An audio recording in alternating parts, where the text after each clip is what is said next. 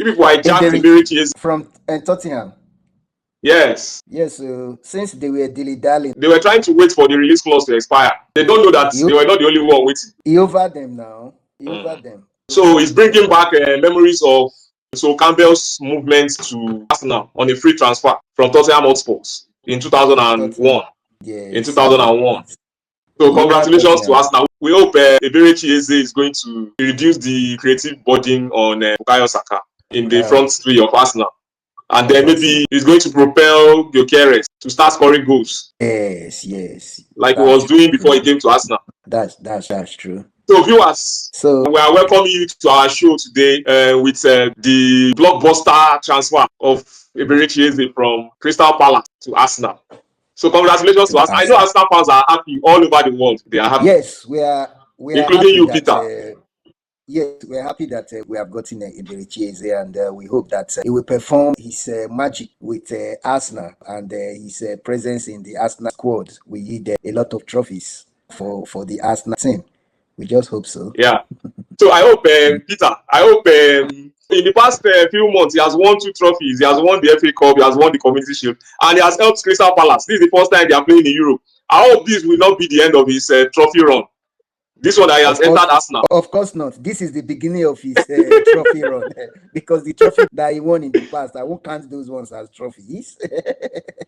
Apart from the FA Cup, why will you be including the Community Shield as part of a trophy? That is just like a friendly match to open the league season. Crystal Palace fans will not agree with you. Crystal Palace fans will not agree with you. I don't expect them to agree with me. Crystal Palace is a small club, so I don't expect Crystal Palace to be dreaming of winning the Premiership or Champions League, because that's where Arsenal, that's what we are aiming for. You understand? We are looking at a Premiership and Champions League and not a Community Shield. So, well, what I get in level. Fair enough. Congrats to all Arsenal fans once again. This transfer brings to an end one of the longest running saga in this summer's transfer window. We still have the other ones yet to be resolved. The likes of Alexander Isak, Yohan Wissa, Ademola Lookman, and the rest of them. Hold on. Ademola Lookman has gone back to Atlanta. He has resumed pre-season training with them. He went back to Atlanta 2 days ago. He has gone back to Atlanta. He has returned back to Atlanta after Inter Milan pulled out of the deal. So he returned back to Atlanta. So I think that players should learn to stick to their contracts, because I really don't understand why the behavior, Lookman and Isak, they are still under contract, but I don't know. They want to force their transfer out of their current club. Isak is still training on his own. He doesn't want to go back to Newcastle. A few days ago, he put out a statement on his relationship with Newcastle. And Newcastle also replied him by putting out a statement, yes, on Isak.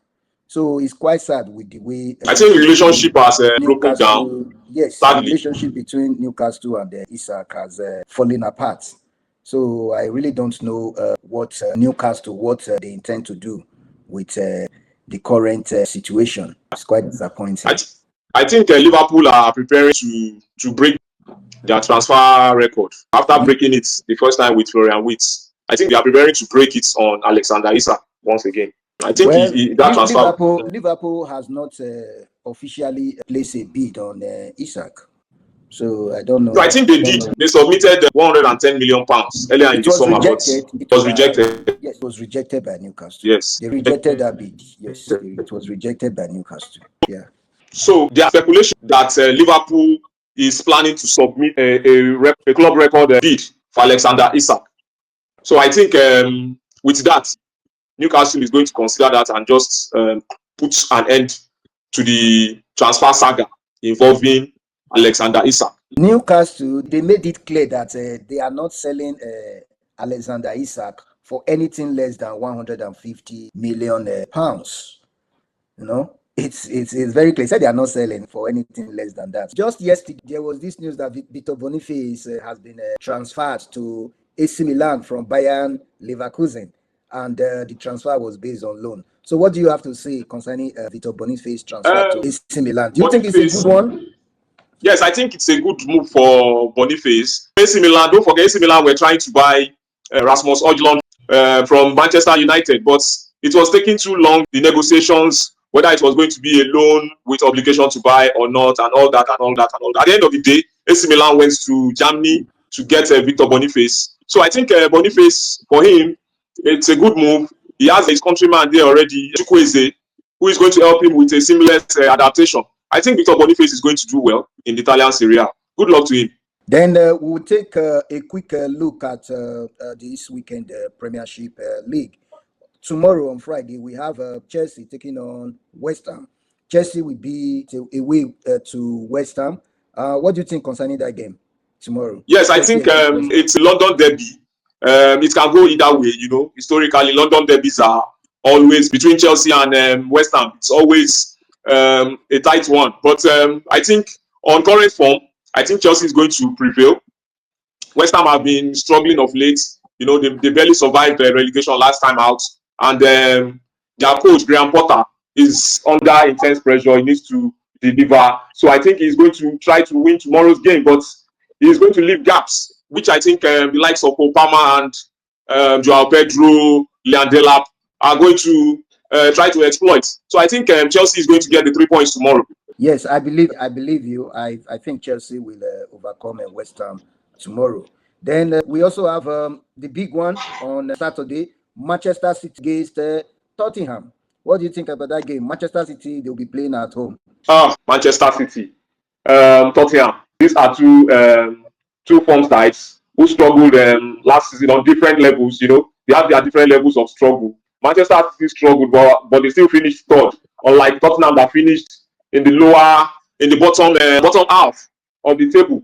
So on Saturday, I think Manchester City they are playing at the Etihad. So I think their home advantage is going to come into play this time around. Tottenham is going to give a very good fight. You know, they are used to going to the Etihad to try to get results. Under Thomas Frank, they are playing with confidence. You know, we saw what they did against Paris Saint-Germain in the European Super Cup. And we saw what they did last weekend. Richarlison scoring 2 goals, 2 fantastic goals. Kudus is also one of the new players who is in form. He's playing very well for Tottenham Hotspur. I think they are going to try to push Manchester City. But at the end of the day, I want to give this to Manchester City. Okay, then Arsenal against Leeds United. Wow, yes, wow, Leeds United. At the Emirates. Yes, yeah. Arsenal will play at home at the Emirates Stadium. Leeds United, they are back to the big time once again.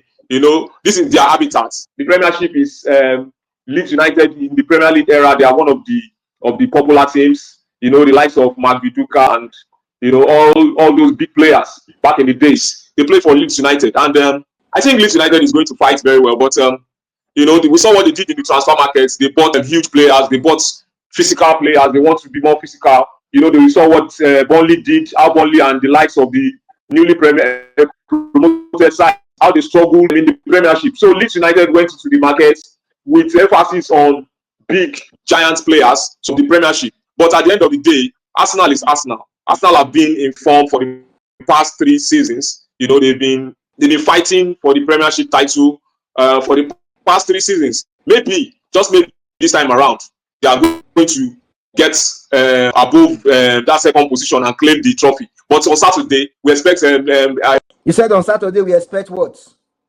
Yes, we expect Arsenal to prevail over Leeds United, irrespective of what Leeds United bring to the table. You know, Eberechi is expected to make his first appearance for Arsenal in that game. So we expect Arsenal to prevail. Yes. Yes, I go with you. 3 points to the Arsenal. 3 straight points to Arsenal. I believe Arsenal will overcome Leeds United in that game. Then on Sunday we have Fulham against Manchester United. Fulham will be playing at home on Sunday against Manchester United. Yeah, Manchester United, Fulham. I think last season Fulham defeated Manchester United home and away, if my memory serves me right. So on Saturday we saw what Manchester United did against Arsenal. They played very well. They created a lot of chances, but unfortunately they could not convert any of them. And we saw what they did in the market. They got good players who scored between them up to almost 70 goals, at least above 60 goals last season. They are front 3. So I believe they are going to bring that form into this Manchester United team, who have proven to be solid over the years under their Portuguese tactician. So I think Fulham is going to fight. but maybe. But I don't see them defeating Manchester United. You see that Manchester United gets a draw or they get a win in this encounter. Okay, I see that match ending in a draw anyway. Fulham, Manchester United. See that match ending in a draw. Then we have on Monday, we have Newcastle against Liverpool. Liverpool on Monday. The Alexander Isak derby. Yes. The Alexander Isak derby. Alexander so Isak, I think this match will not be on the bench on Monday. Match is going to be affected by a lot of the field issues. You know, we remember earlier in the summer, Newcastle was trying to, their main target was Ugo Ekitike. You know, they wanted to buy Ekitike as a number 2 striker behind Alexander Isak. But Liverpool told them that they wanted to buy Isak. But at the end of the day, they got Ugo Ekitike, who was Newcastle's first choice.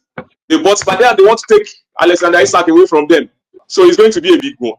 Newcastle is going to consider this match a real war. They are coming for war. And that is what Liverpool should expect. They should expect war. So Liverpool should expect war on Monday against yes. They should expect war. Yes. Because they took their prospects from the market and now they want to take the only striker they have. They want to take it from them. Yes. So and then Newcastle are playing at home. So we expect the judges, you know, to come out in full force and drown the Liverpool fans, you know, with a lot of noise. So we expect Newcastle. I don't see Newcastle losing this game. Newcastle, I don't see them losing Newcastle, Liverpool, Newcastle. Well, I don't see Newcastle losing the game. Yes, I don't see them losing this game. It's going to be total fight. It's going to be a title. Yes. Yes. I think I'm looking forward to a draw in that game. So I don't see Newcastle losing that game against the defending champions of the Premiership, that is Liverpool. So it's going to be a tough one. Dear viewers, we thank you for staying tuned to our channel. Please don't forget to hit the subscribe button, like, comment, and share our posts. Thank you and goodbye. See you on our next video.